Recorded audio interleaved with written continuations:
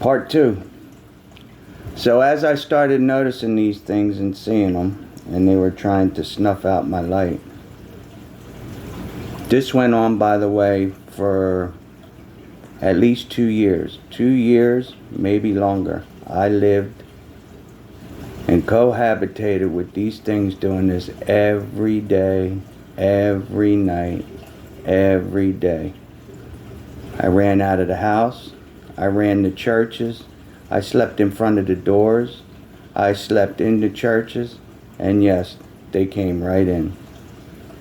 So, that tells you what's going on with the church today. They walked right in and right up to the altar and everything. Some of the things that I seen. One of the demons looked like almost like a Dracula type figure. Hair slicked back, pasty white, grayish blue skin, decayed. He was the one telling the other ones what to do. The other ones, some of them looked like the Sand People in Star Wars. Small, 2 feet tall, no hands, no face, pure blister black, blacker than you can imagine. And they glided across the floor with no feet, just a hood, a cloak. And they would come next to you and they would zap your energy to the point where you had a hard time keeping your eyes open. They did this to my brother Frank. And there was one on either side of him and said that they were going to suck the energy out of him and then drag him to hell. So that's another story. Well, I'll tell you that story now. When they did it to my brother Frank, I turned around, thought about it for about 5 seconds, and ran over, grabbed my brother out from between these two devils, put him over my shoulder, and took him to an altar at the nearest church. As I was praying there, he was out on his feet. These devils flew in like genies out of a lamp, and they were doing foul things, laughing, high-fiving each other, flying up, and with him there, they would go up and spit right in his mouth. They had deformed private areas that looked like small baby elephant trunks, and I hate to say this, but I'm going to be honest with you. They rubbed it in his face and his mouth and all this, to the point when he came to, and I asked the Lord to save him and help him and all that, and they fled and he came to. He said, "How did we get here? I have this bad taste in my mouth." And this is the truth, and this is what I'm telling you. What else? So that was that part. They were, I seen a witch. How do I know it was a witch? If you took the images we have of a witch, the one that even played in The Wizard of Oz, this witch didn't have a hat though. Same profile, same look, same everything. Except she was burnt. The whole body was burnt like charcoal. Like ashes in a fire.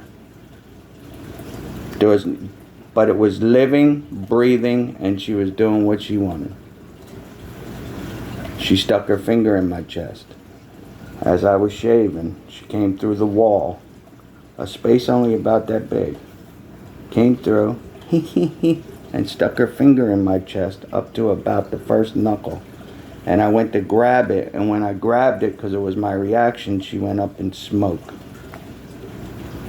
I went to go to the bathroom one day, and that's when the lead demon was standing in my hallway between me and the bathroom. I seen him, but me, not thinking, I didn't say, "Lord Jesus, please protect me while I go to the bathroom." I figured I could walk right through him because he's a spirit and I'm a human. You can do nothing without Jesus. This thing punched me and hit me square in the chest. It felt like his arm went right through me and ripped my heart out. I went like this. And I don't know why I didn't fall and hit my knees and just be dead. But it felt like I felt it. Everything shut off for like a split second. Then all of a sudden it came back on. So they have the ability to kill you. They have the ability to get physical with you. They got the ability, sleep paralysis. And doctors say this is a condition and they don't know why it happens. They don't know what they're dealing with. It's demonic. It's one of their tactics to scare you to give up, to give into what they tell you. Because not soon after 2.5 years of going through this, a demon came that was half man and half animal. From the waist up, it had a man's chest. From the neck up, it was a combination between a bull and a man. The bottom parts from the waist down was like the back end of an ox. Its hoofs were about 13 inches from front to back, like a Clydesdale horse. And it told me if I didn't bow down to it, that it would tear my head off.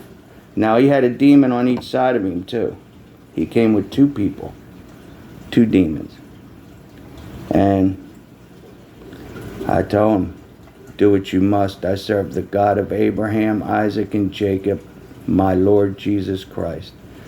Therefore, do what you must.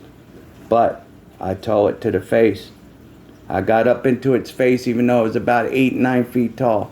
And I said, if my Lord allows me, one day, I'm going to expose you, if my Lord allows me.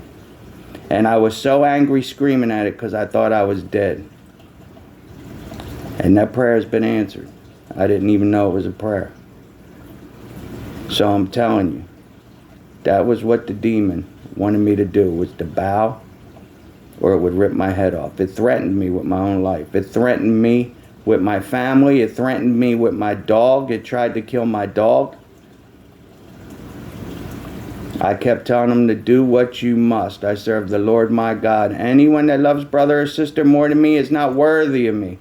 Remember that. Because if it did it to me, it'll do it to you.